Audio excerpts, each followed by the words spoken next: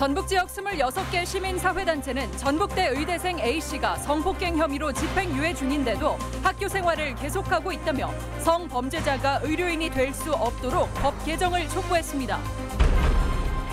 뇌물수수 혐의로 재판을 받고 있는 송성환 도의회 의장이 오늘 임시회에서 다시 의사봉을 잡자 명분 없는 복귀라는 비판이 쏟아졌습니다. 전주시가 전국 최초로 재난기본소득을 도입했지만 대상자 명단 확보가 안 되고 개인정보 심사까지 받아야 해 지급이 늦어지면서 빛을 발하고 있습니다. 여러분 안녕하십니까? 전주 MBC 뉴스데스크입니다. 전북대 의대생이 성폭행 범죄를 저지르고 음주운전으로 사람을 다치게 했는데도 집행유예형을 선고받아 논란이 되고 있습니다. 시민단체들은 성범죄자가 의사가 돼서는 안 된다며 엄벌과 함께 의료행위를 할 수 없도록 관련법 개정을 요구하고 나섰습니다. 허현호 기자입니다. 강간과 상해, 도로교통법 위반 등 혐의로 징역 2년에 집행유예 3년을 선고받은 전북대 의대생 A씨. 지난 2018년 9월 피해자가 거부 의사를 밝혔음에도 무력으로 제압한 뒤 성폭행해 유죄를 선고받았습니다. 재판부는 피해자의 진술이 일관되고 범행 경위와 수단 등을 봤을 때 죄질이 매우 무겁지만 피해자가 처벌을 원치 않고 전과가 없다는 점을 참작해 집행유예형을 내렸다고 판시했습니다.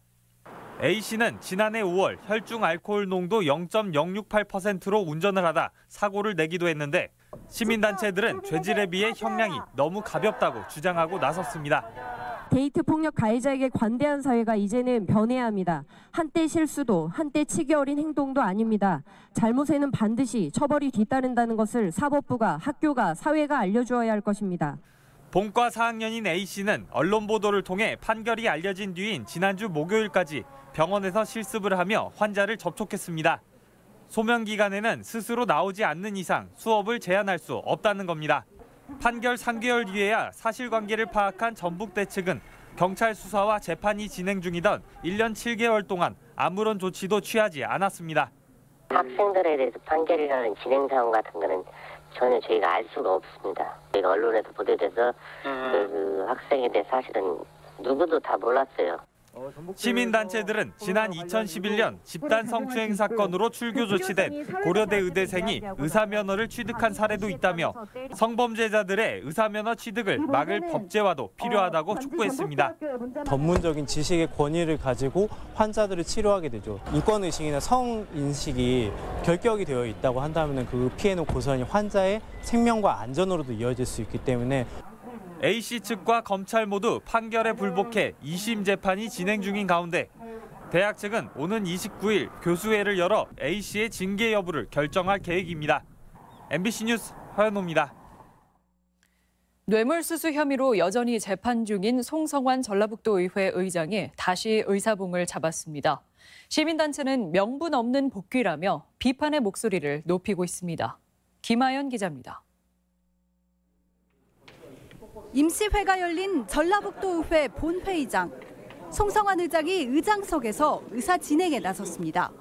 여행사로부터 뒷돈을 받은 혐의로 기소돼 의사봉을 내려놓은 지 약 1년 만입니다. 물의를 일으킨 데 대한 사과나 갑작스런 복귀에 대한 그 어떤 입장 표명도 없었습니다. 봄 기운이 더욱더 싱그럽게 느껴지는 계절 제371회 임시회에서 건강한 모습으로 다시 뵙게 된 것을 기쁘게 생각합니다. 앞서 도의회 윤리특위는 송 의장이 기소되자 1심 선고 때까지 의사 진행을 하지 않도록 권고했지만 1년 만에 스스로 결정을 뒤집었습니다. 표면적인 이유는 1심 재판이 지연되는 상황에서 임기를 마치기 전 명예회복의 기회를 주자는 것. 하지만 속내엔 오는 6월 실시되는 차기 도의장 선거에 이해관계가 깔려 있습니다. 차기 의장이나 위원장에 출마하려는 의원들이 일정한 영향력을 가진 송 의장의 구명을 외면할 수 없는 겁니다. 참여자치 전북시민연대는 도민을 우롱한 처사이자 윤리특위 자체가 유명무실화한 것이라며 송 의장은 물론 윤리특위 전원의 사퇴를 요구했습니다. 스스로의 잘못을 전혀 반성하지 못하고 있는 모습을 또 한 번 보여줌으로써 도민들에게 큰 실망과 분노를 일으키게 됐고요. 차라리 모두 전원이 사퇴를 하고 누릴 건 다 누리면서도 의사봉만 못 잡는 반쪽짜리 의장도 초유의 일이지만 온정주의와 이해관계에 매몰돼 자신들의 결정조차 번복하는 도의회 행태에 비판이 거세지고 있습니다. MBC 뉴스 김아연입니다. 정의당 전북도당은 전주지방검찰청 앞에서 기자회견을 열어 도내 모 장애인협회장이 재작년까지 5년간 보조금을 부정하게 사용했다며 수사를 촉구했습니다. 정의당은 또 과거 지체장애 등급을 받은 것도 의심이 된다며 장애 판정을 다시 받으라는 보건복지부 통보에도 응할 것을 요구했습니다. 이에 대해 협회장은 관련 서류 제출을 준비 중이라며 도의 보조금 감사에도 협조할 뜻을 내비쳤습니다. 오늘 오전 11시 7분쯤 장수읍 북쪽 17km 지역에서 규모 2.8의 지진이 발생했지만 피해 신고는 접수되지 않았습니다. 전라북도 재난대책본부는 이번 지진 발생으로 3건의 지진 유감 신고가 있었지만 이로 인한 피해 접수는 보고되지 않았다고 밝혔습니다. 전라북도는 다만 인근 진안 지역에서는 창문의 흔들림을 느낄 정도인 진도가 관측됐으며 올 들어 도내 2번째 지진 발생이라고 설명했습니다. 전국에서 가장 먼저 긴급 재난지원금을 주기로 한 곳 바로 전주시인데요. 시의회에서 추경 예산을 통과시킬 때까지만 해도 기대가 컸는데 한 달이 넘은 지금까지 지급이 마무리되지 않고 있습니다. 왜 이렇게 늦어진 건지 한범수 기자가 따져봤습니다. 장애인 활동지원사 송한나 씨는 이달 초 전주시로부터 재난기본소득 52만 7천 원을 받았습니다. 한 달 수입이 130만 원에 불과해 생활이 빠듯할 수밖에 없었던 송 씨는 시 지원 덕에 숨통이 트였습니다. 동사무소를 이렇게 지나와요. 그러면 거기에 이렇게 이제 붙여 있잖아요. 그걸 보고 한번 가봤죠. 하루 벌어 하루 자는데 너무 감사하게 잘 쓰고 있어요. 하지만 전주시는 재난기본소득 신청자가 생각만큼 많지 않아 그간 곤혹을 치러야 했습니다. 자발적인 신청에 의존했지만 한 달이 지나도록 접수 인원이 목표치 5만 명에 미치지 못한 4만 6천 명에 그쳤습니다. 본인의 건강보험료 납부 기록을 일일이 따져보고 노동 형태를 증명하는 서류를 떼는 과정이 복잡하게 느껴졌기 때문입니다. 전주시는 접수 마감일을 예정보다 일주일 늦출 수밖에 없었습니다. 한 명이라도 안 받는 분이 있다면 그거는 안 된다. 한 명이라도 더 줄 수 있다면 연장하는 게 맞다. 전주시는 뒤늦게 보험료 납부 기록을 토대로 직접 신청을 유도했지만 이조차도 쉽지 않았습니다. 건강보험공단이 대외비라며 명단을 주지 않았고 어쩔 수 없이 개인정보보호위원회의 까다로운 심사를 거쳐야 했기 때문입니다. 명단 자체를 저희가 요구를 했어요. 기준에 맞는 사람들의 명단을 우리가 확보했으면 그분들한테만 안내문을 보내버리고 좁혀서 홍보가 되는 거잖아요. 뒤늦게 재난기본소득을 도입한 군산시와 완주군, 임실군, 순창군보다 전주시의 지급 시기가 늦어져 전국 최초라는 말이 무색해졌습니다. 꼭 필요한 사람에게만 지원해주겠다는 선별적 복지 방안이 긴박한 코로나19 사태에서 적합한 지급 방식이 될 수 있을지 고민이 필요해 보입니다. MBC 뉴스 한범수입니다. 코로나19 사태가 장기화하면서 심각한 고용 불안이 군산을 넘어 인접 지역으로까지 확대되고 있는데요. 이런 위기 지역의 선제 대응 정책이 전북에서 첫 발을 내디뎌 성과가 주목됩니다. 강동엽 기자입니다. 도내 자동차 부품업체들의 걱정은 갈수록 커지고 있습니다. 부품을 납품하던 GM대우가 문을 닫은 데 이어 현대차 전주 공장마저 경기 침체로 생산 물량을 크게 줄였기 때문입니다. 나름대로 활로를 모색하고 있지만 코로나19 사태까지 겹치다 보니 미래는 암담하기만 합니다. 지금 내수 시장뿐만 아니라 지금 해외 지금 수출 시장까지 완전히 지금 막혀 있는 상황입니다. 저희 매출에 지속적인 하락이 지금 이어지고 있는 상태입니다. 특히 익산과 김제, 완주는 GM대우와 현대차, 타타대우의 자동차 부품 협력사의 절반인 170여 사가 있는 상황. 하지만 정부 지원은 산업 고용위기 지역으로 지정된 군산에 집중되다 보니 이들 업체들은 소갈이를 하고 있습니다. 이런 가운데 전라북도가 이들 지역에 5년간 1,000억 원이 지원되는 정부의 고용안정 사업에 선정돼 한시름을 놓게 됐습니다. 위기가 발생한 후에 지원하는 방식에서 선제적으로 지역의 경쟁력을 강화하는 방안으로 정부가 처방책을 변경한 겁니다. 고용안정 선제대응 패키지 지원 사업이 전북 지역의 고용안정 그리고 새로운 성장 동력 확보가 될 수 있도록 저희가 진심으로 기원드리겠습니다. 상용차 산업 활성화와 농식품 산업의 고도화, 신산업 육성과 고용안정 체계 구축이 추진되며 10,000명의 일자리 창출이 목표입니다. 단순히 대생만이 아니고 새롭게 또 창업되어지고 더더욱 확대되어 나가는 그런 과정으로 밟아나간다면 틀림없이 획기적인 성공의 길을 갈 것이다. 전북의 첫 발을 내디딘 고용안정 선제대응 사업이 지역 산업의 체질을 개선해 침체된 고용시장에 활기를 불어넣을지 관심입니다. MBC 뉴스 강동엽입니다. 착한 임대료 운동에 동참한 건물주들이 재산세를 감면받게 됩니다.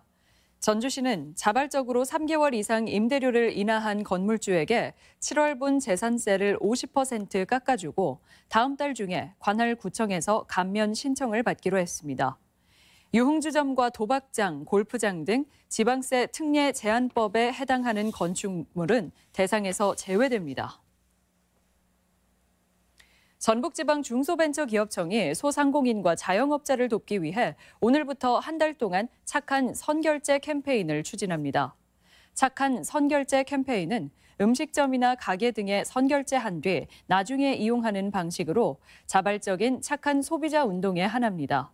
정부는 이를 활성화하기 위해 오는 6월까지 신용이나 체크카드의 소득 공제율을 일률적으로 80%로 확대하고 법인은 소득세와 법인세에 세액 공제 1%를 적용할 방침입니다. 21대 국회의원 당선자들을 만나 선거 뒷이야기와 앞으로 실천해야 할 정책들을 들어보는 시간입니다. 오늘은 재선에 성공한 전주 갑선거구의 김윤덕 당선자가 뉴스룸에 나와 있습니다. 네, 반갑습니다. 예, 안녕하세요. 네, 먼저 재선을 축하드립니다. 예, 고맙습니다. 네, 이렇게 4년 만에 다시 국회에 입성하게 되셨는데요. 그 선거 기간 동안의 유권자들의 목소리 어떻게 들으셨나요? 우리 전라북도 전주 다른 어느 지역보다도 많이 낙후한 게 현실이기 때문에 네.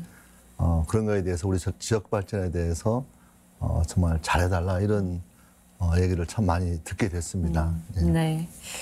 4년 전에는 국민의당 바람, 그리고 이번 총선에서는 민주당 바람이 거셌죠. 그리고 예. 매년 총선 때마다 의원 교체율도 70~80%에 이르는데 앞으로 그 4년간의 의정 활동은 어떻게 하실 계획이신지도 궁금하네요.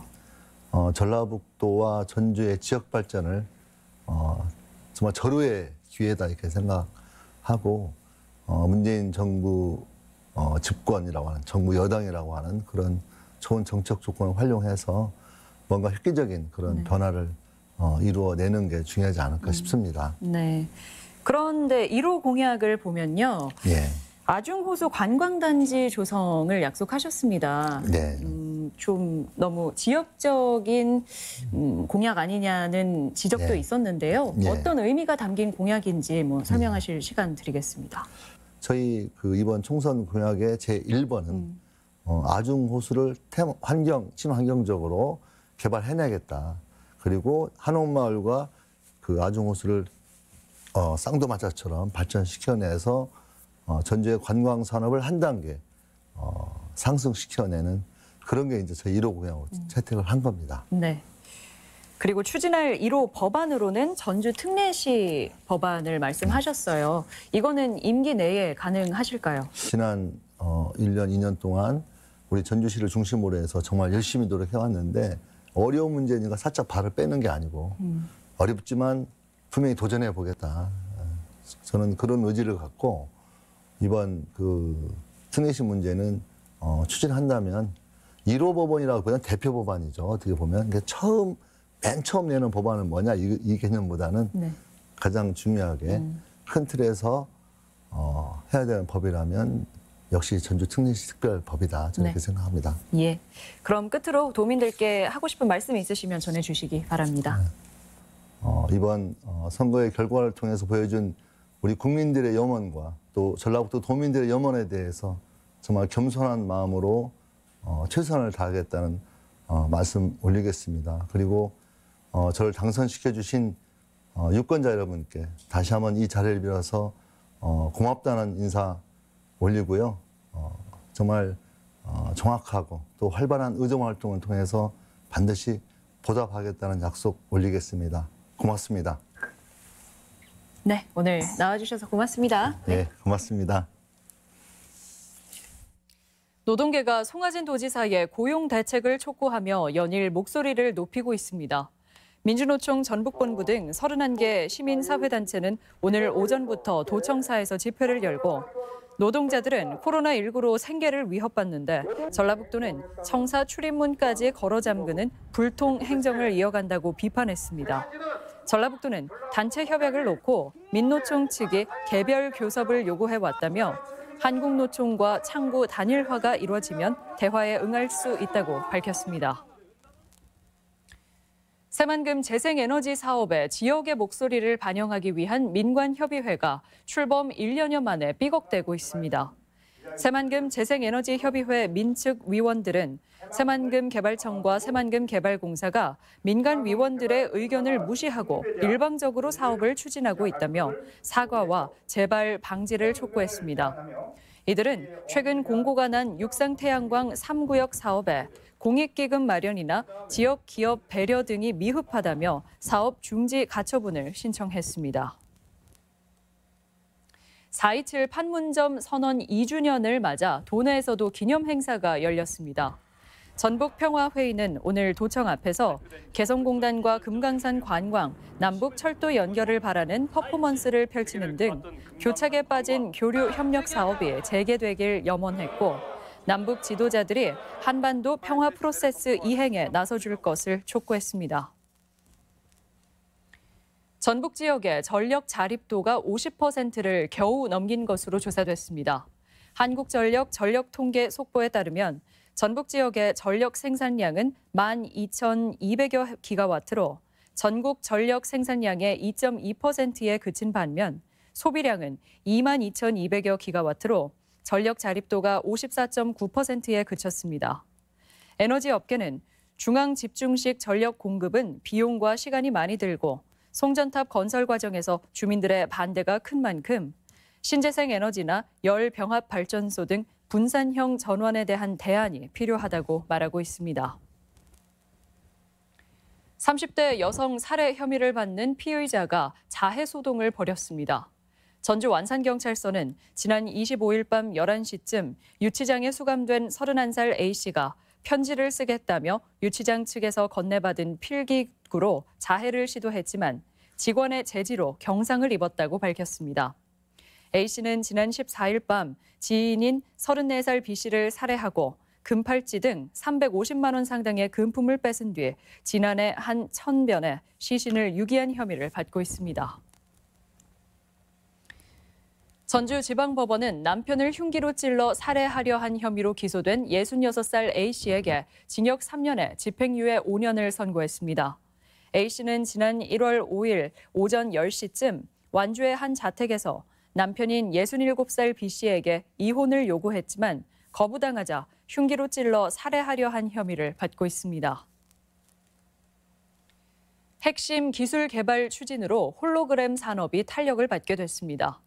전라북도는 과학기술정보통신부의 홀로그램 핵심 기술 개발 공모 사업에 선정돼 4년간 국비 106억여 원을 확보했습니다. 이에 따라 고효율 상용차용 홀로그램 HUD 재현 기술 확보와 사업화 실증이 모두 도내에서 이뤄지게 돼 주력 산업 체질 개선 등의 지역 경제 파급 효과가 기대됩니다. 코로나19 위험도가 낮은 공공시설들의 운영이 재개됩니다. 전라북도는 코로나19 감염병 확진자가 최근 10명 안팎으로 유지되면서 공공시설 240곳의 운영을 재개하기로 했습니다. 전북권 뉴스였습니다.